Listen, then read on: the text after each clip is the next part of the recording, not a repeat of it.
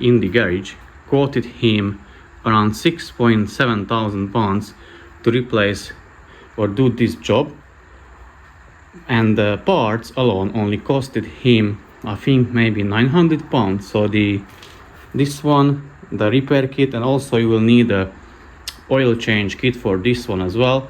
So in total it was around 900 pounds for him. So basically, if you can do the job, you can save a lot of money. But I wouldn't recommend doing the job if you cannot lift the car properly and you don't have a transmission jack, because this gearbox, the transmission, is around 120 kilos, so it is very heavy. You need to be very careful when removing it.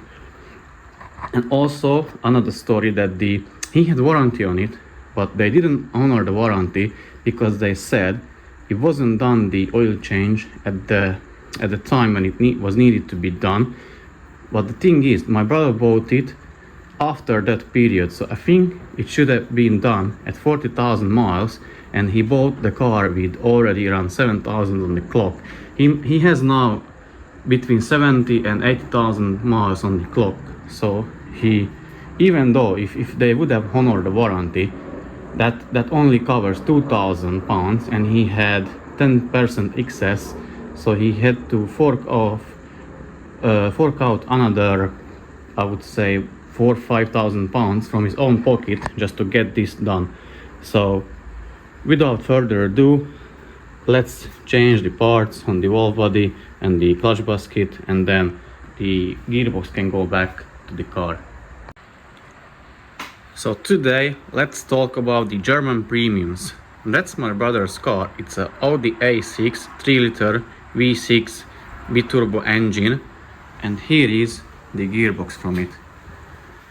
We had to remove the gearbox because he had issues. I think odd or even gears, he couldn't engage them properly, and it had a error message on the dashboard as well. So this is the OB5 gearbox. It's a 7-speed dual clutch gearbox, can be found in many Audis. I think even Porsche uses it, but I'm not sure on that one.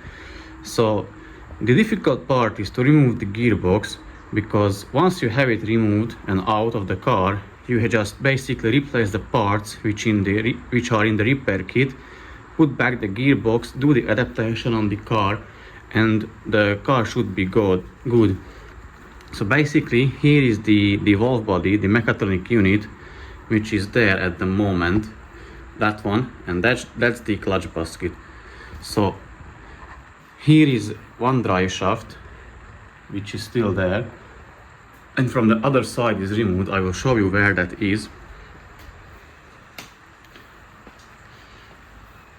That one. So first you need to remove that drive shaft. Obviously take off the oil pan, the transmission oil pan, and the oil filter, and that's part of the clutch basket. So remove the drive shaft, then you will be able to pull the dual mass flywheel, which is underneath here. This one, you can pull it, then the clutch basket will be exposed. So once you remove them, here will be the clutch basket. You will need a special tool to remove it, or you can do it without the tool if you are tricky enough. So first, remove the oil pan, remove the mechatronic unit. It is secured by a few bolts here, there, and there. And also you need to remove the connector of it, which comes here to that hole. So just remove the one bolt and turn off the connector and remove it. Then you can remove the mechatronic unit, the valve body, and you will see the clutch basket here. So basically you just pry it off, or if you want to do it the proper way, you can buy the tool, which I will show you.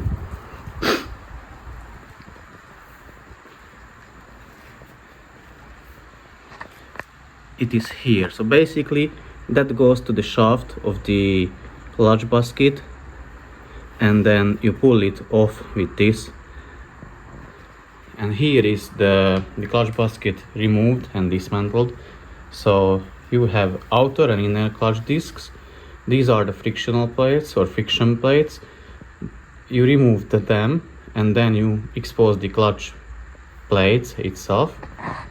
You need to make sure or make note of the orientation because they are directional. I will remove the friction plates and you will see what I mean by that. And for the mechatronic unit, you'll need to, there is a repair kit for this one. You need to change all the parts which are included in the kit.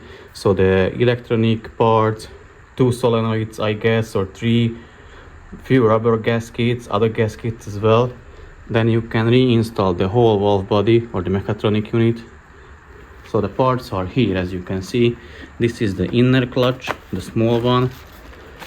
This is the outer, the friction plates, and the whole repair set.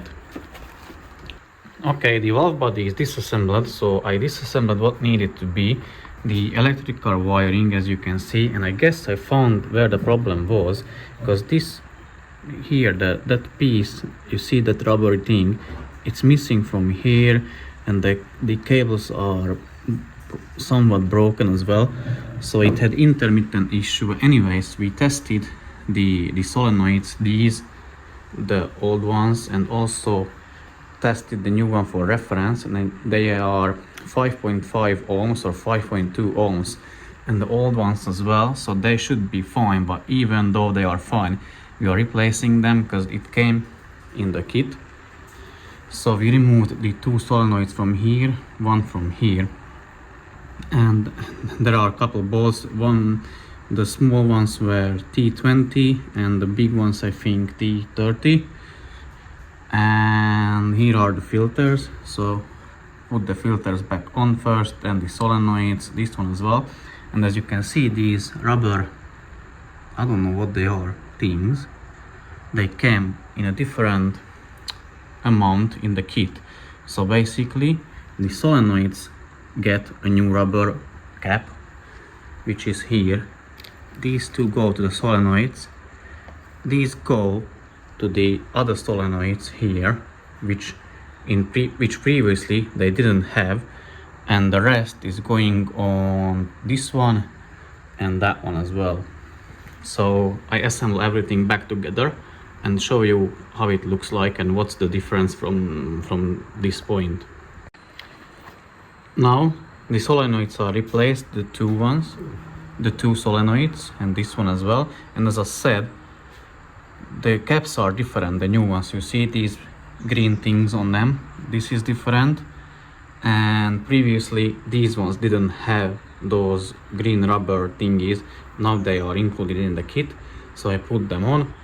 And the last thing is to replace that electrical wiring, which is here in the kit. So once I replace them, put back everything together, I'm carrying on with the clutch. So the valve body or the mechatronic unit is ready to go back to the gearbox. It is assembled back together, everything, connectors connected. So now I can carry on with the clutch. So here is the clutch basket.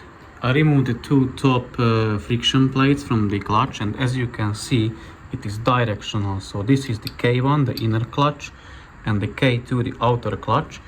And if it does make any sense, you see those fins or clutch material, they are pointing that way, and the outers are pointing the other way. So I just made, it's not the most accurate technical drawing, but it makes sense for me. So the inner is spinning that way and the outer is spinning the other way around, so that you should make note of it and remove all of them. And it goes like 1 clutch plate, 1 friction plate, 1 clutch plate, 1 friction plate. I think on the bottom is a friction. It starts with a friction plate, clutch plate, friction plate, clutch plate, friction plate, clutch plate. And also don't forget to lube them in the transmission oil, which you're supposed to have, because you must have had both a transmission refill kit or transmission oil change kit. So the new ones, I think they are not lubed. I'll check them, but I think they are not lubed, so you need to lube these ones and the friction plates as well into the transmission oil. You can clean the clutch basket, and then you can lube the clutch, clean it, lube the clutch basket as well in oil, and then assemble them back together. So lube them in transmission oil, everything, the friction plate and the clutch plate as well.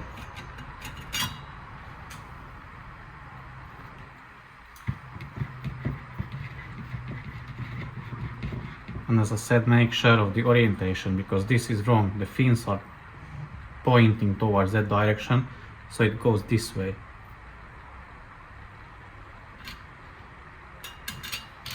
And repeat this process with the inner outer clutch packs or the friction and clutch plates, and then you can assemble back the clutch basket together.